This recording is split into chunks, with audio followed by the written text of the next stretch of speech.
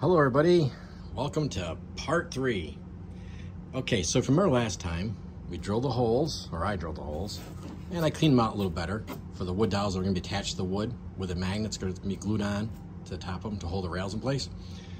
So we're going to glue the foam to the wood board, which I already drew the circles on, so we know where the holes are going to be. So just to avoid using this foam tack glue by Woodland Scenics, you know, I want to keep this clean because I'm going to use Gorilla Glue, wood glue, to attach the dowels, get a better adhesion. So I'm going to make this quick and simple. I'm just going to drill the stuff on. We'll place the form on, and then we'll put on some weights, some special weights. You'll see in a sec. Isn't this exciting? Seeing a guy put on glue. Move around.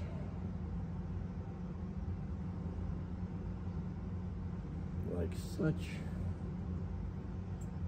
And yeah, you're supposed to spread it out and make it even and blah, blah, blah. I just need it to stay attached, that's all. If it comes out the edges, I'm not gonna worry.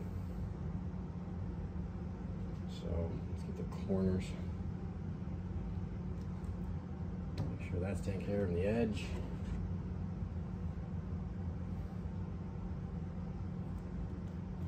All right. Probably not the greatest technique, but hey, I'm gonna get this thing done. All right, so grab the foam and we'll put it on, aligning it with the wood.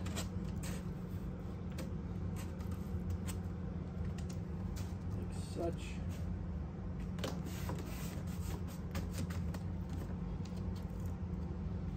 You can feel it grabbing the foam, so that's good. And then, for weight, thanks to Dave of the Freight Yard, that's where I am, the Freight Yard Model Trains and More, and Endicott. Here's my weight. Old Mile Road magazines.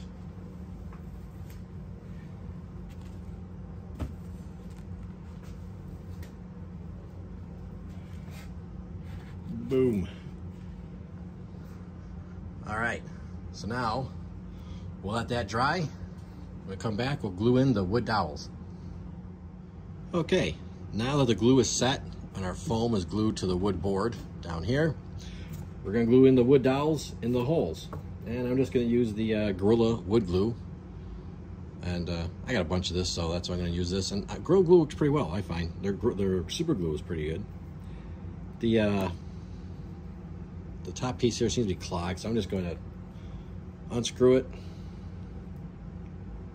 And we'll just pour a little in the hole.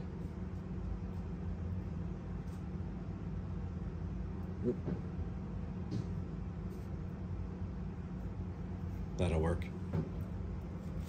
Look over the side, no big deal.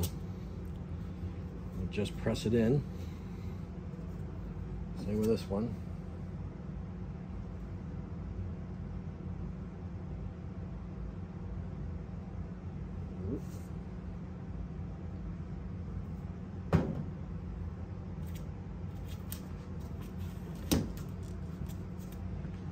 And I'll continue on and do the rest.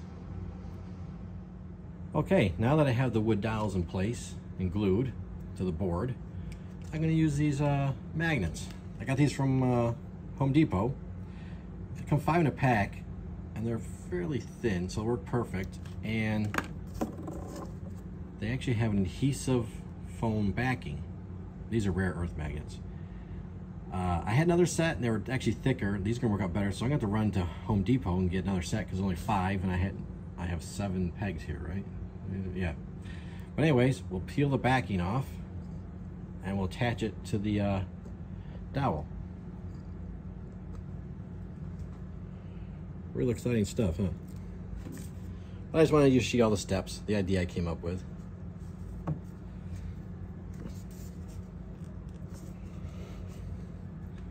So there we go, 1 magnet in place. And like I said, so I don't bore you here doing the whole thing.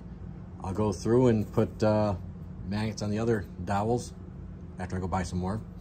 And another thing I'm gonna do, I told you I was gonna use instant horizon backdrop back here. You know what? This is a big roll. It goes way over.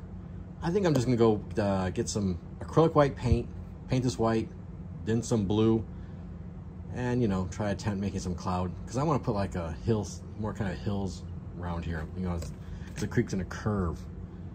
It'll make sense when we get there, but I'm gonna go with that route instead.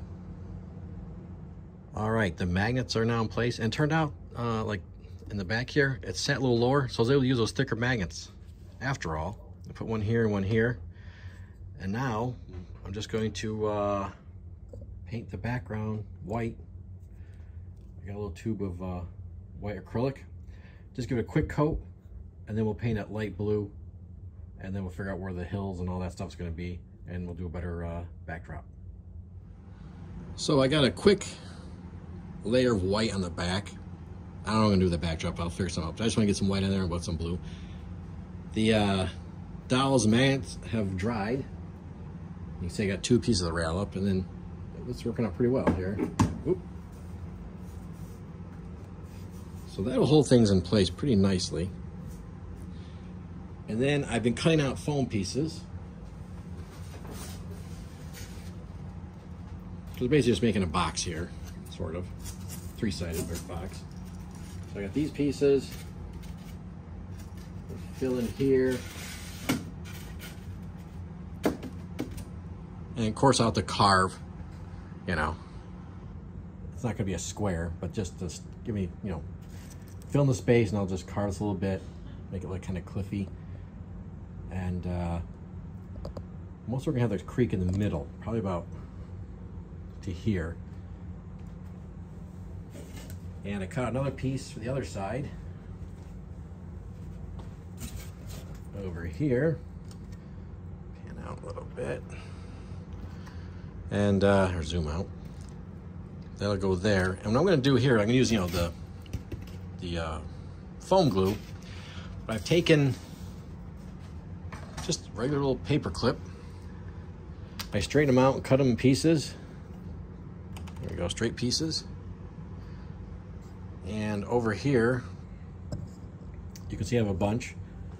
I'm just gonna stick them in the foam here. Just like so, just drive it in there. There we go. Move that out of the way. And that just helps when you put the glue on, a little extra support. So I'll just put some glue on this, and we'll just push it down in, and it'll help the piece stay in place. And then I'm going to carve out.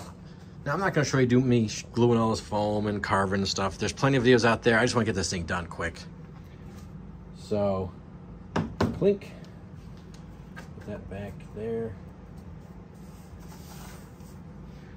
And we'll take our marker and just give you some idea. Like I want the Chris Creek.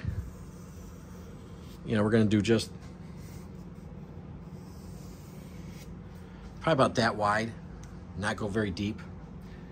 And my idea is I'm going to just kind of, I want it to go off towards the back.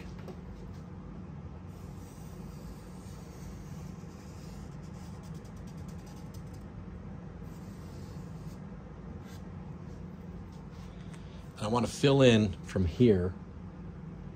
And this will be filled also, to give you kind of, and there'll be like, you know, foliage and stuff. Obviously it's kind of hard to picture with the foam, I understand. But I came up with another idea, because I'm always coming with ideas.